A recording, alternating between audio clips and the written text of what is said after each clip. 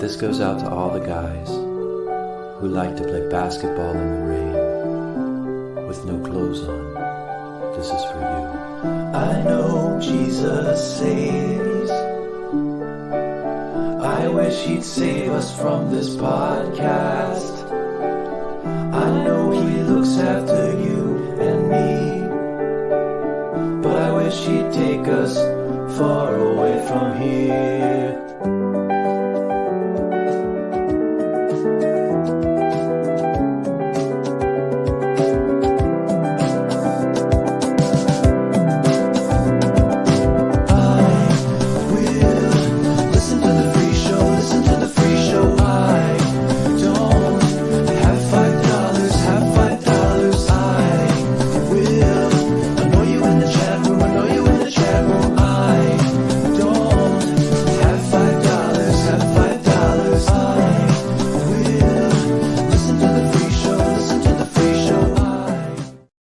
What's up, everybody? Welcome to It Doesn't Matter, episode 22. Yo. How you doing, dude? Yeah, I'm good, man. I'm so fucking excited for the Berg episode. I'm glad that we were able to make it work. I'm glad that he made time for us. I'm just so fucking pumped, man. So pumped. And he's going to be joining us in a couple of minutes, but we wanted to get sort of the housekeeping out of the way. Housekeeping. Yeah, for sure. Excuse me, housekeeping. Do you want to just jump right into that? Yeah, let's just do that. That way we're ready for him whenever he joins. Cool. Do you have the yeah, let's do it. It's time for our big time P1 shout. Yeah, shout outs. The big time P1s. You guys can join our Patreon for $5 or $8. It's totally up to you, whatever you're willing to spend on us. We will appreciate you regardless. And if you join, you'll find that we often throw a lot of free shit your way. We basically treat the entry fee like a covered fee. So we love you guys, and the only distinction is that with the $8 tier, you get a weekly shout out on the show, and that begins right now. So shout outs to Evan, shout outs to Andy Chenard, not to be confused with Andy Bernard. Shout outs to Kara Webb, John Rage, Joe Soup. Shout outs to Brian Busties, Brian Harden. Shout outs to David Slatt, which rhymes with cat. Shout outs to Coop, Dave Izzle. Huge shout outs to Dave Izzle. Shout outs to AJ McCown. Big shout outs to AJ McCown. Shout outs to Richard Sauce, the Sauce Bouse. And Brad Abood. Shout outs to Brad Abood. Shout outs to Ernesto Ladon, Spider Clan, Matt Dodson, Matt Broadricks. Shout outs to Benjamin Ward from Shout outs to Mike Cook. Shout outs to Craven Moorhead. Shout outs to Lubomir, Corey Rita. Yes. Shout outs to @glass_hates on Twitter. That's twitter.com/@_ Jesus, I'm fucking that all up. Twitter.com/glass_hates. Shout outs to Chris in DC. Shout outs to the three name bandit. Shout outs to Matt Starcheck, Brian Altman, Chris Stein. Shout outs to Danny Loudermilk, Alex Davis, Steve Schmoll. Shout outs to Brendan Cooney, M_Jizzle, the Rizzo, the Jizzle. Shout outs to Don DeMarco. So shout outs to you guys. Hell yeah. You guys are keeping us in business. We really, really appreciate you guys. Hell yeah, man. We already got a couple of people in the room, I see. That's pretty tight. Yeah. So can we just put it out there right now that you're very stressed out and nervous today because your internet has been shitty and choppy all day? And you're worried that you might not be able to pull it through for this interview? It's been a mess. I'm very, very paranoid about it. I think it's going to be okay. Especially once we just get going and get rolling. But Yeah, I was on the phone with India for about an hour today. So Oh, that's always fun. yeah, you know how it be. Yeah. I get butt sized in my penis. Can you reset your router? Okay, you did that. Okay, can you reset your other router? Dude, don't I have the fucking router. hate calling support lines when they always treat you like you're a complete R word, you know?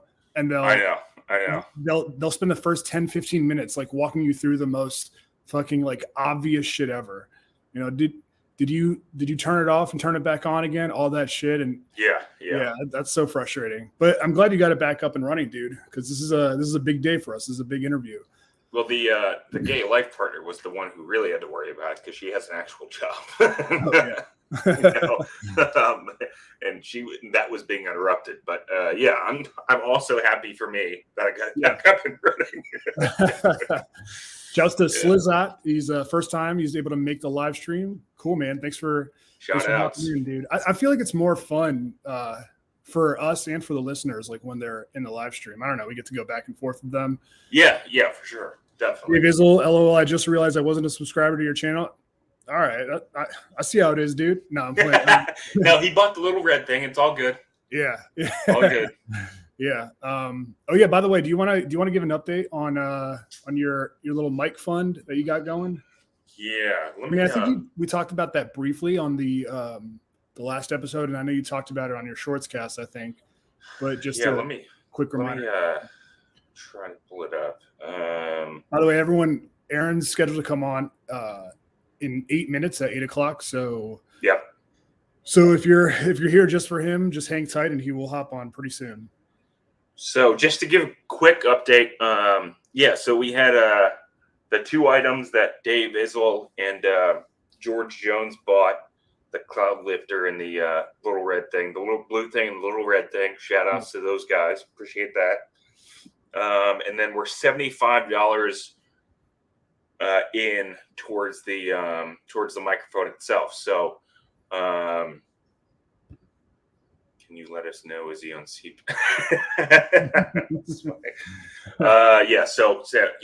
We're making good headway for sure. Yeah. And I'll probably call it pretty soon here, like in the next day or two. Just buy the rest myself. But I mean, obviously you guys are saving an arm and a leg here. So yeah, I wanted to give everybody a chance to donate if they could, but the link is on our on our Patreon in the descriptions of the most recent podcasts. So there you go. Dave is asking if Aaron's on CPT. No, he's not. He was always scheduled for 8. We just we want to start beforehand so we could get like some of the housekeeping stuff out of the way. We should say housekeeping more often. Yeah. Excuse me. Housekeeping. He's also asking you to post the link again. So if you can, shorts whenever you get a chance. Yeah, I'll try. It's somewhere around here. So what did you think of the Oathcast last night, man? It was great, dude. I mean, I wish I hadn't joined and ruined it at the end. Wish you hadn't have joined? Yeah, because I was hammered as fuck, and Really? I could hear it in myself. Like, I don't know how obvious it was to everybody listening or watching, but yeah, I couldn't tell. So well, yeah, that was maybe. Look, just for aesthetics. Just for aesthetics, I had a lot. Well, just a bunch of tweez. Yeah. Nice. Whole bunch of tweets. Nice, dude. Yeah. So, but in the name of aesthetics, it's fine. Yeah. The show. Right. I had a fun time doing it, man. I'm getting more comfortable with those Oathcasts. Yeah, I knew you would. That's why, I told you we need reps. Like, the more you do it, the more comfortable you get, and you stop thinking less about being on an island by yourself, and start just mowing shit down. Yeah, for sure. And it was a great episode, dude. I'm surprised. Look, I don't want to share what you told me like a little bit before the show tonight, but I mean, I'm surprised that came after that. I'll just say that. Oh yeah. I know what you're talking about. we can't really disclose it yet, but Yeah. we'll have an announcement pretty soon, I think. Or we regarding won't. the show. Or we won't. Or we won't. Maybe we might be doing an event. Yeah. So yeah, I was thinking about our schedule, our recording schedule. If we do both our show and the Patreon today, that means that we won't do another. I mean, technically, by contractual obligation, we won't owe another episode until Just clear in the air. Clear in the air. until next Friday. Yeah, so that seems like it's I way would too probably long do for me. like a shorts cast or something like that in there. Yeah, This one kind of came up on us because, we had to work with Aaron's schedule, so which is totally fine. I mean, that's why we have this set up remotely so that we can do the show anywhere and anytime. Right. Yeah.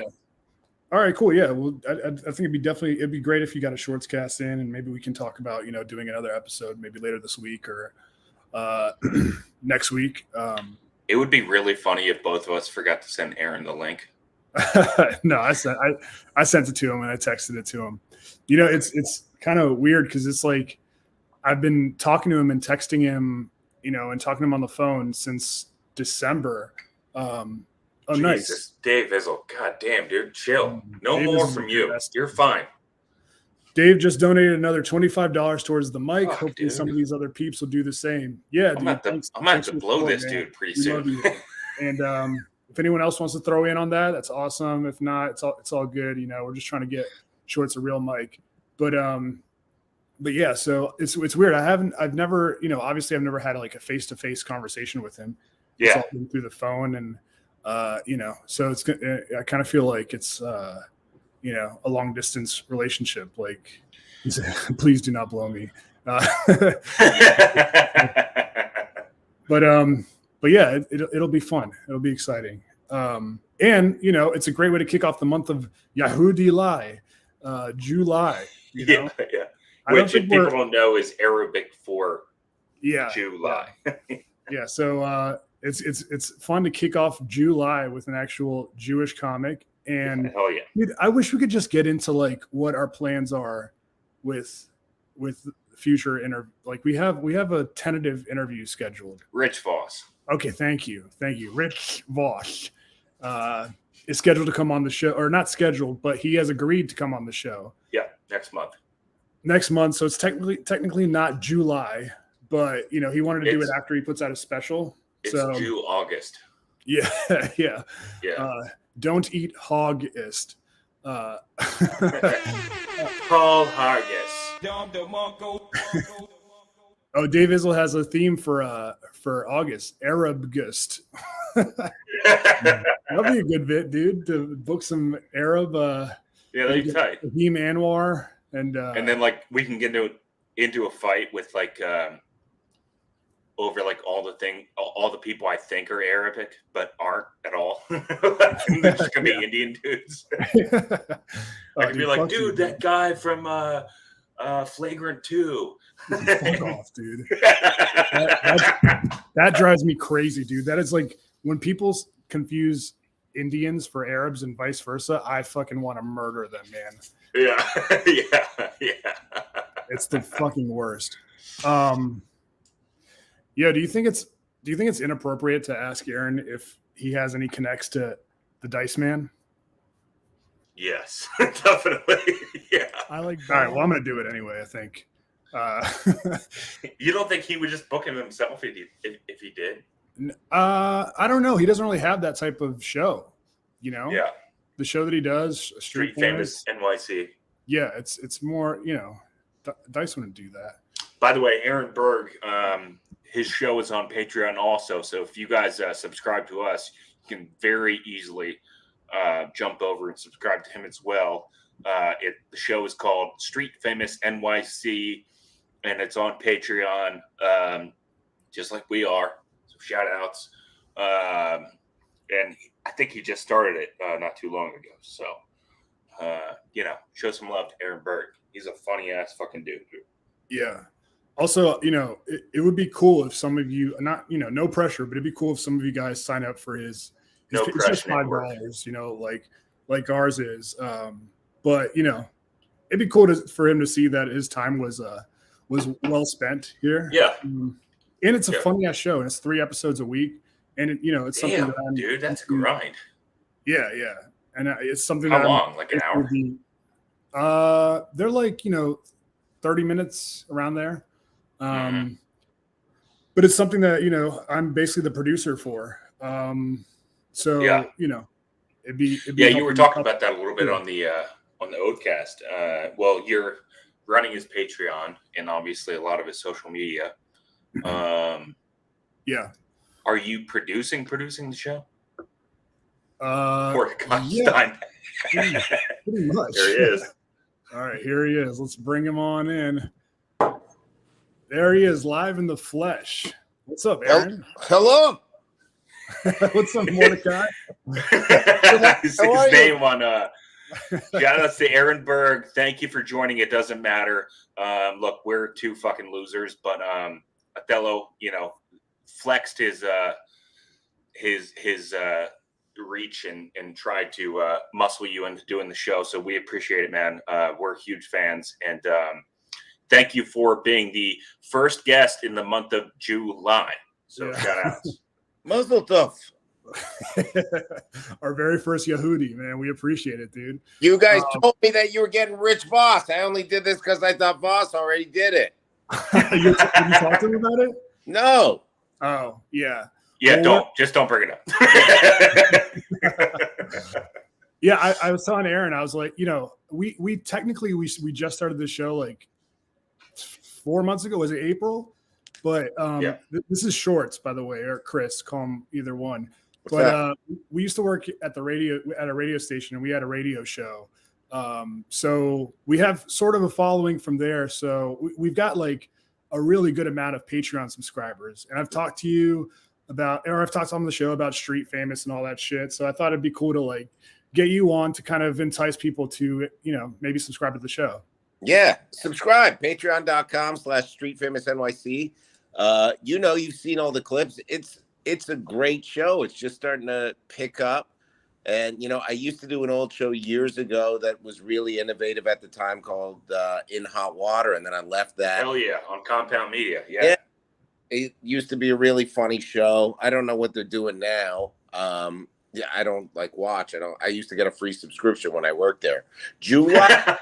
But now I don't. So it was really innovative at the time, and we had a lot of fun, and we do really cool stuff. And then I bounced around a couple more things, and now I found this awesome new thing where it's basically a podcast on the street, but the guests are totally revolving, and it's these wacko heroin addicts or tourists or just chicks that we're flirting with. And it's never been done before. It's man on the street, but it's a really innovative form. And my co-host is Andre Myrie, and we're bringing on some guest stars and stuff. It's hilarious. It's like guerrilla, old school comedy. You don't get to see stuff like that anymore. And it's really fun. You can tell we're onto something by when trouble starts. Like as soon as a good video goes up, it gets demonetized in like 30 seconds. And you're like, oh, okay, we're pushing the right buttons, Right. Yeah, that's a sign of a good clip. Is when they want it taken down immediately. And it's amazing, these platforms that are like, I don't know how old you guys are, but I'm 23. So when I was growing up, it was a different time, 7 years ago.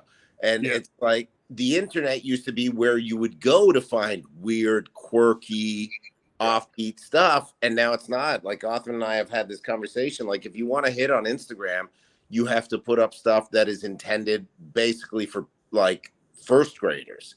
The has to be at that level. And it's like, because kids watch it. You know what I mean? Like parents are lazy with their phones and kids are on TikTok and Instagram.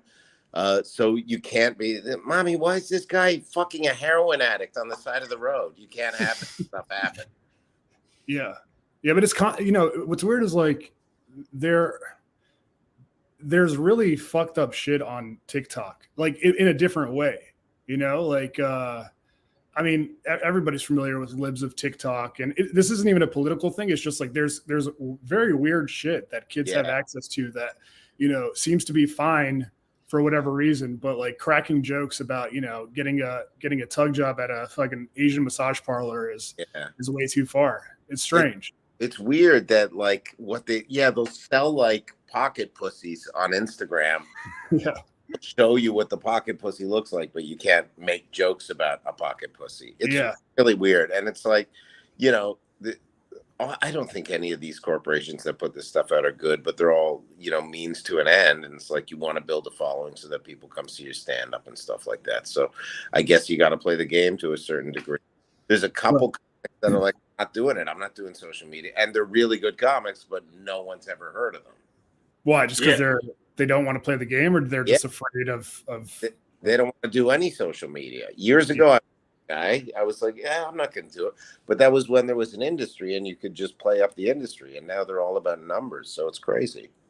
What do you think it's been like the biggest change in comedy? I guess comedy's gay now. Like all the painted in the most derogatory of ways. Like the showcases are like the showcases for the industry, Just for Laughs has and everything. They'll just throw on like 8 gay comics. Why are you gay? There's funny gay comics. Oscar Aiden's one. Dave Attell's hilarious. Mateo.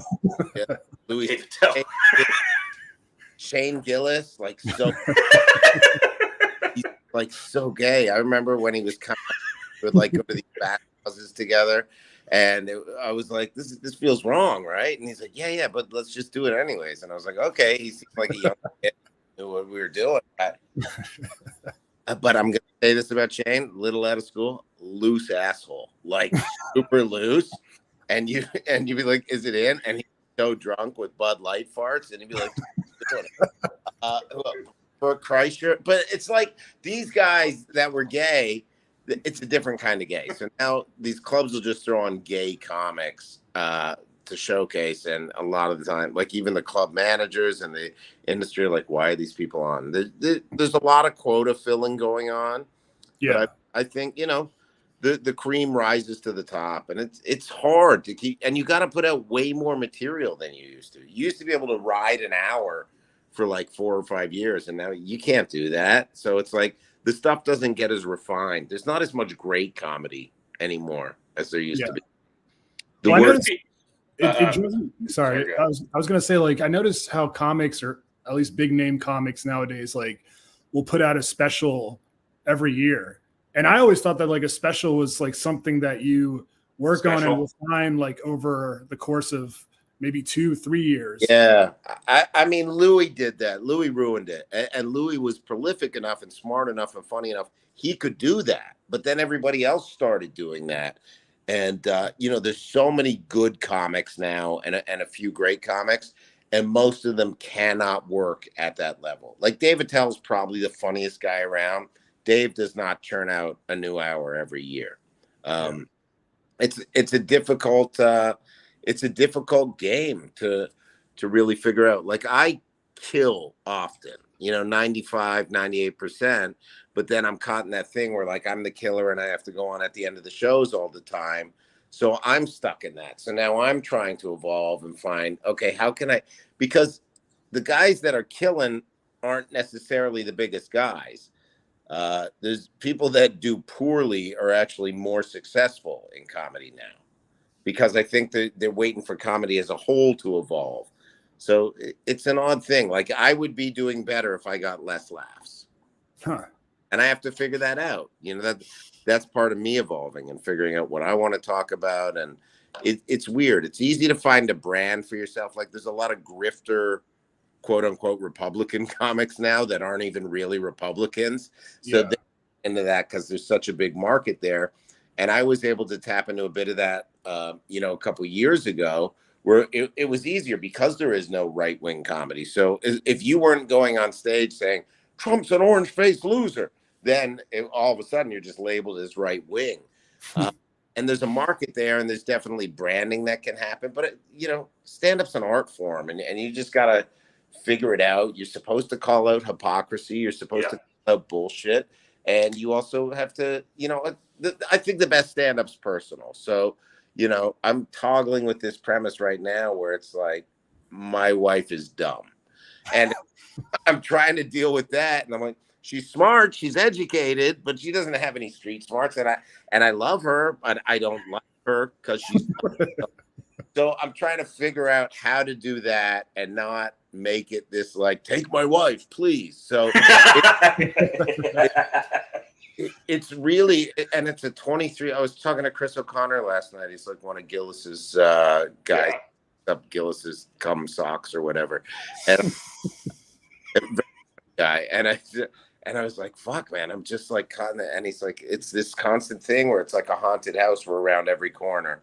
You're going to think you're not funny. And it never goes away. Jerry Seinfeld said, he's like, it's always shit. Even when it's good, it's always shit. And that's Jerry Seinfeld, who's a billionaire. Yeah. Do you think that, I think that people who say that cancel culture is not a real thing are fucking idiots. Because I've, known so many people who have gotten quote unquote canceled. But, I think it haunted comedy, just as an outside observer. I think it haunted comedy for a long time, maybe like the last 10 years or so. And it seems like there's some sort of corner being turned in a way. Am I off base in thinking that? Or no, you're right. But I mean, so you look at the exceptional cases like, another gay guy, Shane Gillis. He got canceled. Now he's like wildly successful. There's a net positive to it for the smart guys that are able to use it, but it's also kind of hacky now to be like, they're trying to cancel me, support. Yeah. It's a hacky thing to do. I mean, it happened to us a few years ago where people were like, don't let this comic work your shows. Don't let, people did come after me. And then we're like, look, we need your support. If you want us to keep doing this type of comedy, you got to tell your friends, you got to do this. But now I think people are wary, but they're also over it. The pendulum is swinging back. When you see what happened with the Supreme Court a couple weeks ago, you're like, oh, America's kind of waking up. And I'm not saying the Supreme Court is, our demographic, but right. It's swinging back. I talked to Mark Normand about it too, another great gay comic, and good comedian. Oh, Mark has the softest lips. I remember he needed a spot to like run a late night show, and I go, yeah, come back here. And I took him in the sound booth, and the way he just like kissed the tip of my wang and worked it so smoothly. And I go, what are you doing after this? He's like, I got to do a podcast. And I go, there's jizz on your mouth. He's like, comedy. And then he ran out with jizz running down his throat. Joe, another great, very attentive lover, really gay, so soft, married to a woman. Most of these guys are all gay. But we were talking about it. He's like, yeah, it's swinging back. You can really feel it. And it's, people don't get offended the same way they on Facebook would or online would. Like, and someone said Asian people are the worst audience. And I'm like, they always laugh at my joke. I just go up and I go, are you Chinese? And they go, yeah. And I go, thank you for the 2 years off. It brought me a lot closer to my family. And people love it. And the Asian people are dying laughing. The Financial Times wrote an article about it, how they saw me and they were so offended. And they wrote like, I don't understand why people are laughing. Is he fooling these people? And he said he did that. They said he did that COVID joke to these Chinese people and they were laughing. Were they intimidated? Why were they laughing? And I was like, no, they thought it was funny and you were offended on their behalf. And that's exactly what happens. Well, we were playing a clip of yours the other day on the show. And it was your stink crowd work special thing. It's like 10 minutes. And it's so fucking funny because you can, I think that you touch on something that a lot of comics just don't even go near. And that's that you're finding like an authentic like way to cut through the bullshit and kind of find like racial boundaries that you can cross in a way that is humorous to everybody. And then halfway through it, you're talking to a black lady in the front, and you're like, I can't go out there and talk to them. They're going to think I'm a Nazi. Yeah. So can you just go out there and snap your fingers and all that shit? It's just very, very real, very genuine. Yeah, that was like, it was a joke. I called it a special because everybody was putting out like specials. Yeah. I was like, this is a special. It was shot in a boardroom at like a Holiday Inn. So I was, I also think part of being a comedian is to make fun of comedy and other comedians. So there's nothing sacred for me. And I think it's me, the other guys call me trollish a bit, but it's really fun to do it. And there's something, look, it's not the best comedy, what I do. I'm not changing the world, but it's really fucking funny. Like there's something that hits on a guttural level about, and even the progressive young comics, they'll be like, yo man, your stuff's racist. And I'm like, what's racist about it? And he goes, you went to these Indian people and you said, you're so good looking as an Indian person, I bet you don't even smell Indian. And what's racist about that? Like it's funny and honest, and I get it. It's good. Look, the Tonight Show's taking a pass on me. It's not going to go on the Tonight Show, but in a nightclub where you're supposed to go and say horrible things and people are having drinks, it works and it's funny. And until I find something else that I want to talk about, I'm going to keep doing stuff like that. Someone also quoted that there was a hot Indian chick and I was trying to set this guy up with her. And I was like, hey, you going to go back to her place? And he's like, maybe. I'm like, where do you live, ma'am? She's like, Gramercy. I go, walk up or elevator? She goes, walk up. I go, what floor? She goes, 4th. I go, dude, you can't fuck an Indian girl after she walked up 4 flights of gonna fucking smell like Chinatown in August. I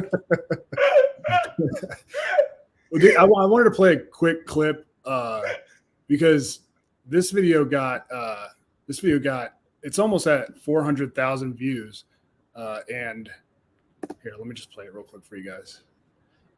And so it's obvious that late I was choking a homeless guy on the subway.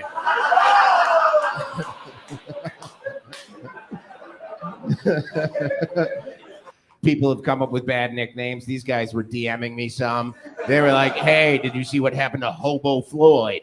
And I said, you can't say that. It's too soon. So people are asking, they're like, what would you do if it was one of your relatives that got killed on the subway? And I'm like, he's been arrested 44 times. If you had a brother that was arrested 44 times, he got killed, you'd be like, well, no more collect calls. Too much force, you would say? Yeah. You would know when to stop. When would you stop? When the Michael Jackson impersonator goes, you've been hit by a smooth criminal. I am not okay. I am not okay. I'm not okay, Annie. Now what's funny about this is like the top comment is not funny at all. Yeah. Somebody says. But it also has 20,000 likes. Yeah. So there's obviously a market for it. Yeah. And I think that was ballsy because that was the day after it happened. And shit.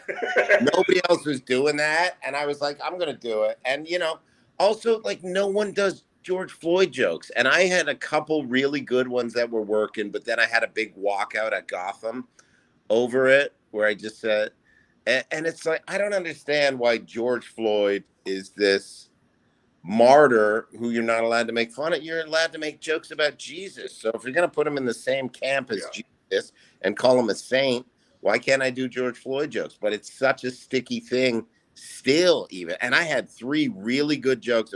I said I choked my wife, but when we first met, I'd be gentle. I'd be like, I don't want it. Now we've been married 7 years. I'm like, fucking die. And I'm kneeling on her neck like I'm a cop in Minneapolis. And so I used to do that. And that one would pop. And then I forget what I had one.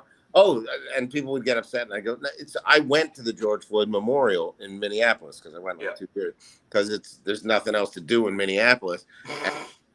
And it's really sad. Like when you actually see it, like we joke about it, but it's sad. Man lost his life there, right? Like Derek Chauvin. And so I love just throwing those quick, but it was like that walkout, even though, I kind of won him back, it was still just like, my rule is audience isn't laughing, it's gone. So if the audience doesn't like the jokes, they're out. That's the only barometer I go by. I don't go by feedback online or anything like that. I just go by, if the audience isn't laughing, it doesn't work. Yeah, no, that's a smart way to work. Dude, I've been kind of obsessing over over Dice Clay for the past maybe like, I don't know, 6 months or something, just going through his whole catalog, The Day the Laughter Died, and him on different podcasts and shit. And, it's interesting, like, because we talk about cancel culture now, but like, he was the only dude that got canceled way back then, because he was the only person really doing that type of comedy. And the people ask him, like, did he ever think of switching things up, or was he afraid or whatever? And he always says that as long as people found it funny, like, he knew he was doing the right thing. Yeah.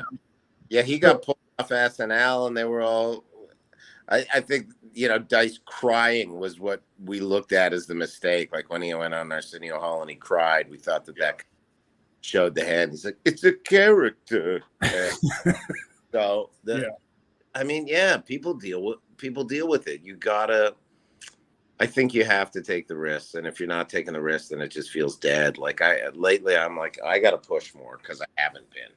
So that's how, there's like an inner barometer as comics that try and make their own way. And it's hard to see, a lot of other people, Andrew Schultz blew up, but Andrew Schultz also kind of, to a degree, ruined comedy, because now all these guys can just copy his blueprint and they don't have to be good. They just know how he got to where he got, and it works for a lot of them. Yeah. So, are you talking about like the vibe, like the clips attaching himself to big news stories and shit like that? Yeah. And I mean, Schultz is a good comic and does some really funny stuff, and his numbers are admirable. But I think, the need for other people to emulate what he does. The best comics are known as oneers. Phil Berger wrote a book called The Last Laugh, and he described it in the history of comedy. Oneers are true originals. They're guys that are doing something no one else has done, whether it's stylistically or in terms of material or, bleeding their soul into the microphone. Those are the guys that really stand out and kind of pass on through time. Yeah. And sure. Less of those. Hey, I wanted to ask you what, because the way I found you was, I listened to Opie and Anthony. Cumia got canceled, started his own network, and you were on that network. And I loved the show, man. I thought it was so funny. I kind of hated Gino the whole time I watched the show, but I loved you. And I always encourage people to check it out. Because you were doing shit that like nobody else would even touch. You had Isis Bagut. DeAndre Harambe Jenkins, and you were just you did it in, again, like Short said, you did it in a way that like it wasn't like hateful or anything. It was just like you were just trying to make people laugh. It was like, comedy should exist everywhere. The beauty of that place, Compound, was, and I don't know if it's still the same. Because it was under the freedom of speech banner, there was no rules. So it was like we lost all the advertisers within 6 months, I would say. So then, Cumia wasn't worried about that. He made his money, and he really kind of wanted a place where people could create. So it was like, do whatever you want. And that really just gave us a freedom. And then I just got to the point where I was like, okay, that's enough of this for me. And numerous reasons that I left, but I just got to the point where I was like, this isn't for me anymore. Yeah. And I did it, and I blew my load, and it was really fun. And we took a lot of chances, and most of it landed really well. Like to just be able to do that type of humor, there's nowhere else you could do that. Right. DeAndre Harambe Jenkins was like a gorilla mask guy at the time, where all these white guys were wearing gorilla masks and like running out on the football fields and stuff. So we just made him this character, and he would talk like a suburban dude. And it was right after the time Harambe was shot too. Yeah. So it meshed together, and that was how like these characters. And then there was another one that was like his kind of whiter brother that spoke very eloquently. It was so dumb and so base, but it was so funny. Was there like a tipping point for you at Compound where you just like were like I've had enough of this, or? I think it was just I just think I got done with work in there. You know, there were so many things, and I've heard all the bullshit about. There was so many rumors.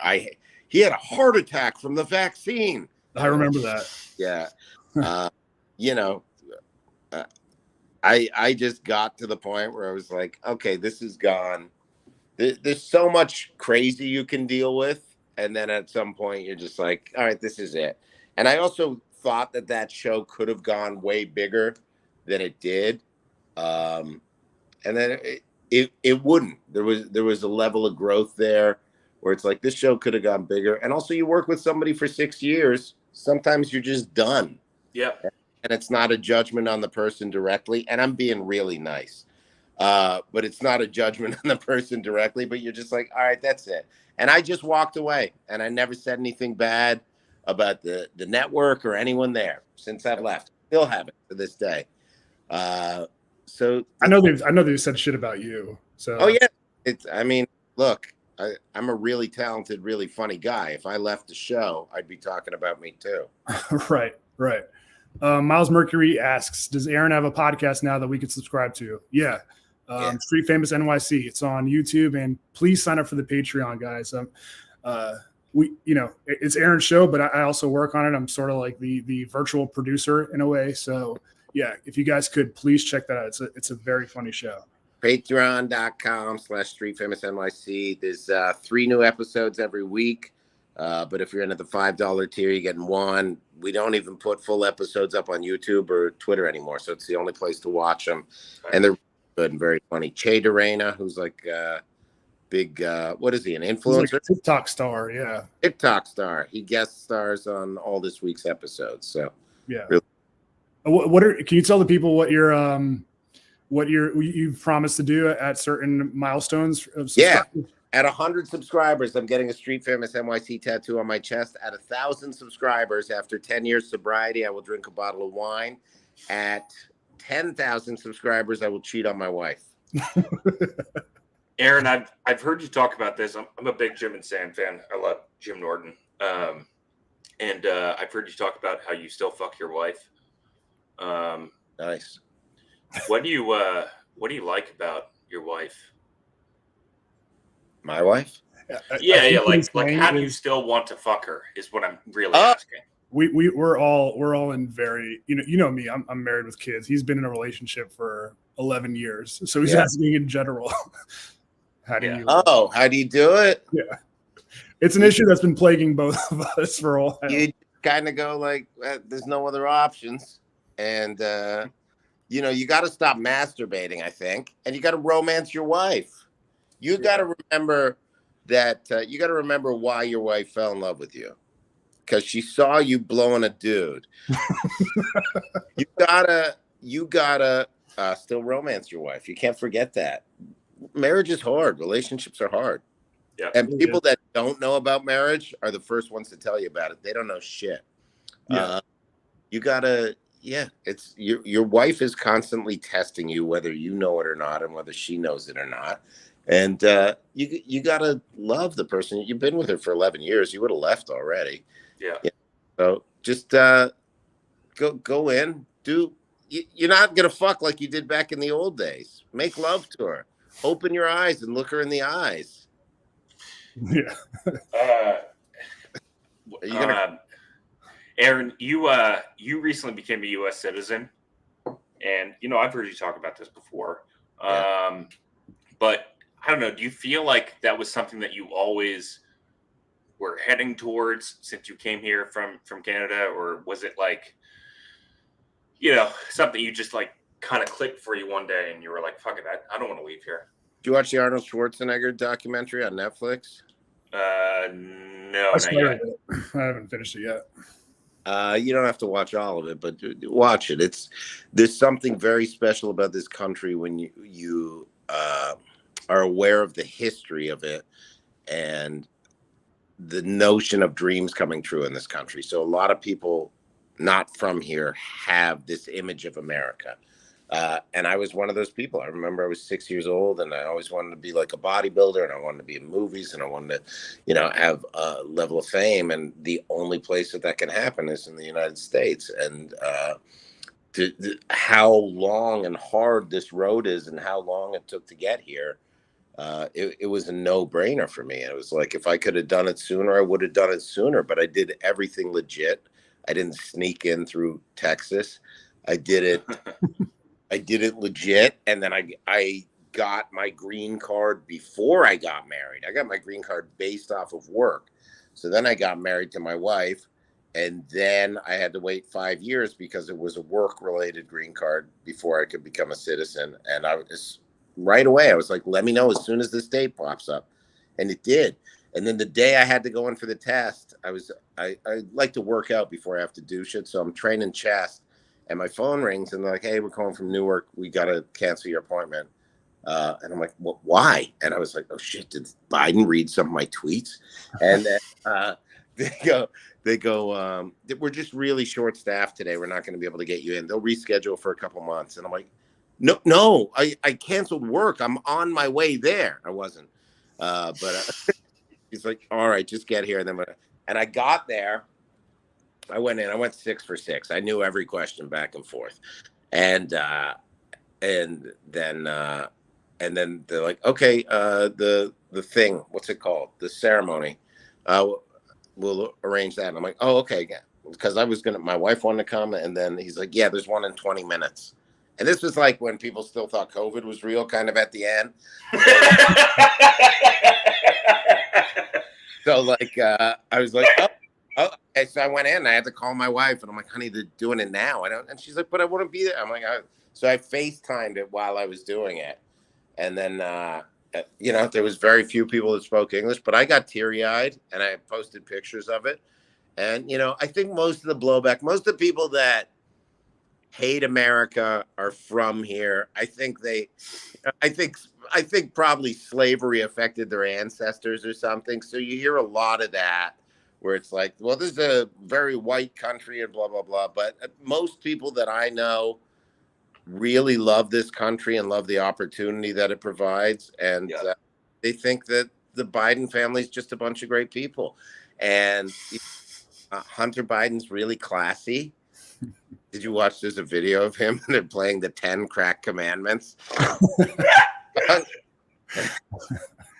So he left his cocaine in the White House, dude. Dude, it's crazy to me that he has an illegitimate child with a DC stripper and the courts ruled that she can't use the Biden name and he never has to see her ever for like some settlement. It's crazy to me. But I know you only had 30 minutes. You got to do sets and stuff like that. So I guess actually the last thing I wanted to ask you is I wanted to see like there's obvious stereotypes with the LA scene of comedy versus I thought this was a Jewish show. Why did you guys lure me onto this? Well, you're the Jewish Look part. at my name, Mordecai. What? Mordecai Steinblatz. Mordecai Steinblatz. Dude, one time I went to In Hot Water live, or some, maybe I was sitting in studio, and Aaron said that I'm the man. He's saying this about me. He said, "I'm the man with the Jewish nose and the Arabic beard." Nice. So long ago. Yeah. People reach out to me. They're like, "Can you come back and do one more show?" And it's just like, it's not going to happen. I talked to Steve today from the show. He's got a baby on the way, so I talked to him. I still talk to a couple people over there. I see him once in a while. I'll say hi to him. And what else? I think Garrett maybe I talked to a year ago, but that's Luby I saw. But what were you asking about LA? No, I was just gonna say, like, what do you think about if you compare and contrast the LA scene versus the New York scene, like do comics in New York like respect the LA comedy scene? It seems like no. No. Yeah. There's a couple good comics in LA. There's probably more than a couple. It's just a different style. You know, they're usually longer form. There's some good comics in LA, but I mean, anyone worth their mettle has done their time in New York. But Austin's popping off, man. Austin's really got a scene. I'm going to go down there for a couple days in August. And you know, Austin is what LA was in the 80s, because in the 80s, everybody moved to LA because the Comedy Store was the best comedy club, and the Tonight Show was the show that could make you overnight. And now Austin Mothership, which is the best comedy club, and Rogan's show is there, which can make you overnight. So it's Yeah. going to migrate to Austin. I think it sounds like a lot of people are doing that. So if I didn't have a wife and kids, I'd be in Austin. Yeah. Well, what do you feel about, like, you know, I've heard you talk about like being in like Jersey now and kind of in the suburbs, like, you know, you're probably not that far from New York, but is it nice to kind of, I don't want to say rest on your laurels. That's not the right thing that I'm trying to say, but you know, that you can kind of sprawl out a little bit and just kind of ease, you know, like you've grinded for so fucking long. Yeah. You know, part of me misses it. I'll drive into the city at night and I'm like, oh, it'd be cool if I just had a little shithole studio here. And you know, I was on the road in Chicago and they put you up at like a condo instead of a hotel. And I was like, oh, this is what it used to be. It was like I lived in a little studio and you grind it. But yeah, no, I live right up by a lake and I go golf. So there's a balance now, you know, and I always thought it was better for my kid. But, you know, you never know. Raising a kid in a shithole in New York, they could turn out pretty good too. So it is nice to come home and, you know, my wife and daughter are away this week. I'm like sitting in a huge house by myself. just jerking it like crazy, bro. Today, volume up on your porn. I Googled 40-year-old French girl. Something came up. And then what else? Earlier this week, what did I go? I think maybe I had a Dominican day. It was like, yeah, I did like, I was mixing it up. It was like very multicultural jerk sessions all week. That sounds amazing, man. Yeah, you gotta beat your dick. But if you're not making love to you gotta make love to your wife. You gotta romance her. You gotta pretend you've never been out with her. It's so easy to just like, I like to just drop my pants and start yanking my cock. Looking at my wife, and she's like, "What are you doing?" And I'm like, "Dumb. This used to turn on chicks back in the day. My wife don't like that."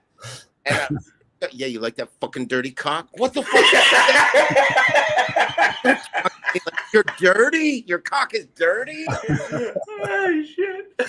That's so funny, dude. Well, dude, thank you so much for the time. I know you don't do just any show, because I heard Kevin Brennan talking about how he begged you to come on a show for $1,000 and you didn't do it. Really? When did he say that? It was like a couple weeks ago. I think he just wants you to come on and shit talk Gino. Kevin Brennan is hilarious. Isn't it so wild that he just like he's made a life out of Kevin is still fucking everybody? Look, I'll watch clips of that. It's my guilty pleasure. I'll watch clips of him. Yeah. Is the only guy that is going through this cycle of misery and anger and maintains his comedic timing. Kevin is so funny still. That's it. I mean, I don't watch the other guys, but Kevin is still Kevin was really funny and is very funny. Yeah. You know, I have no desire to jump into that stuff anymore. You know, back in the old days, it was fun. You know, for a couple of years, it was, you know, but when you're just battling and battling and battling, it's like there's no time to create anything because it's exhausting, right? Destroy all your enemies and destroy everybody that's around you. That's true. Creation. Although it's got to be hard not to respond when you hear people saying shit.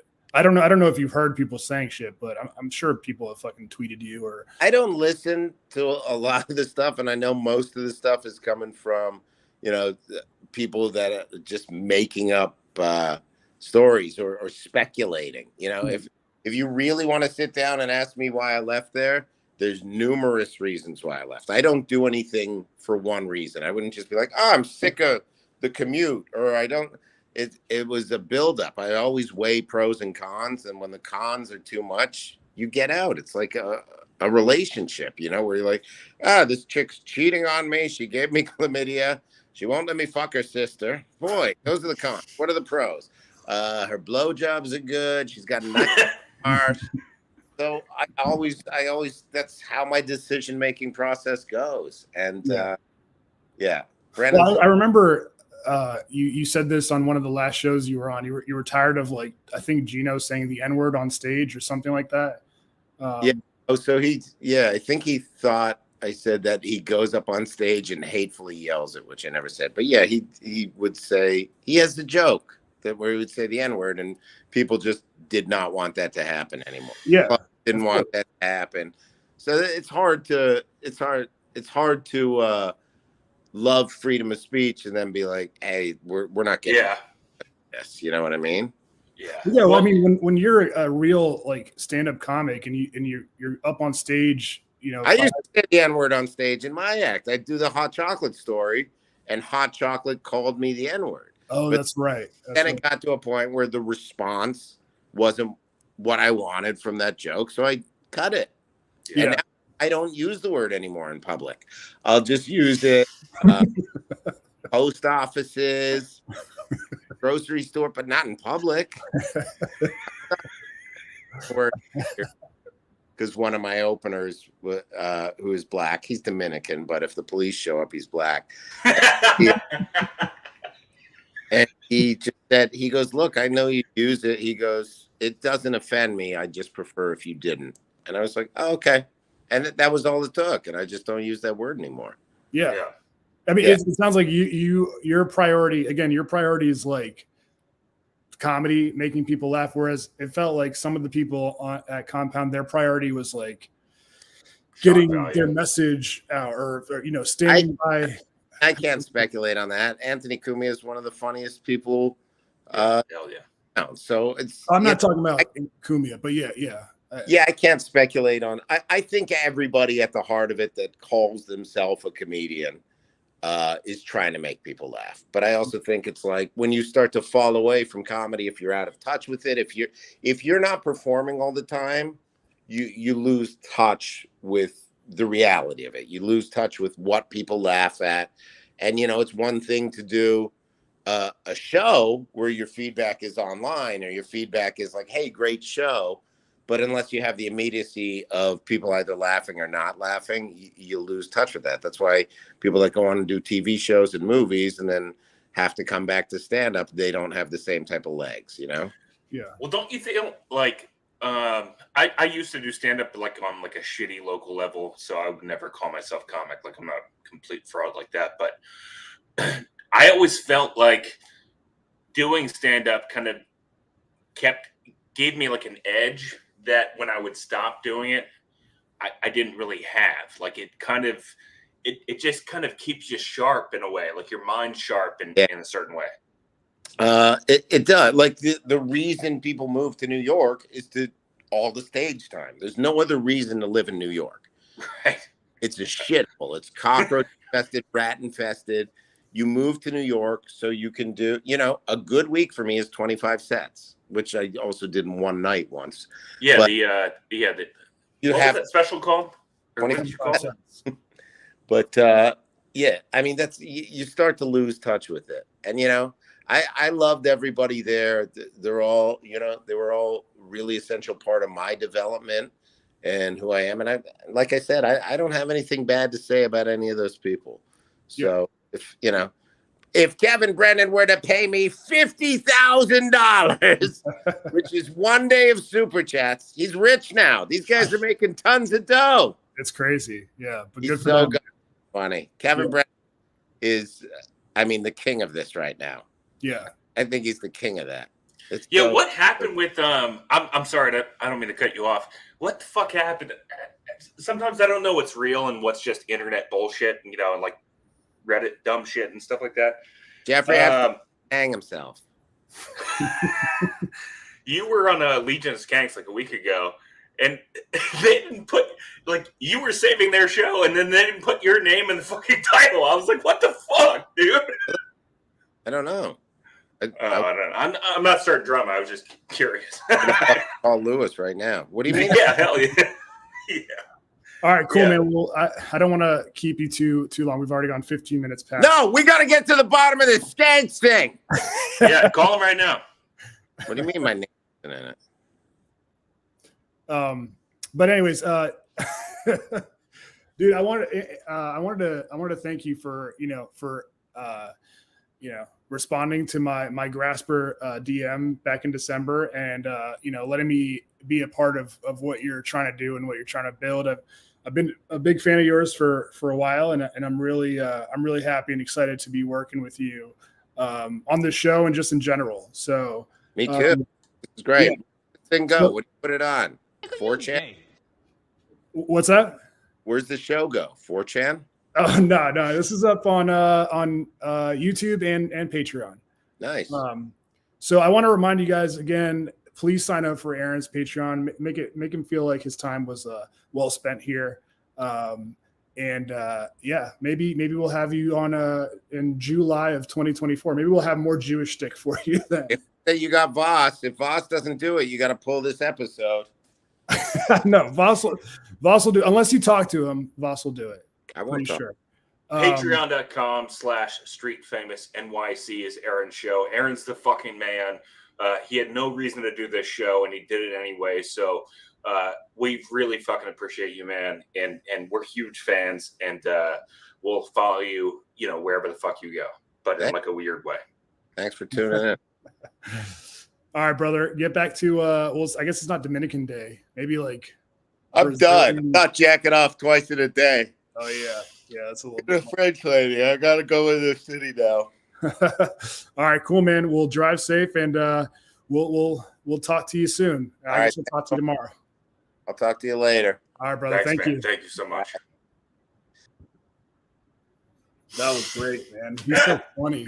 He's the fucking man, dude. I was trying to tell people. I was like, he's the fucking man, dude. Yeah, that'll be a lot of funny clips that we can pull from the show.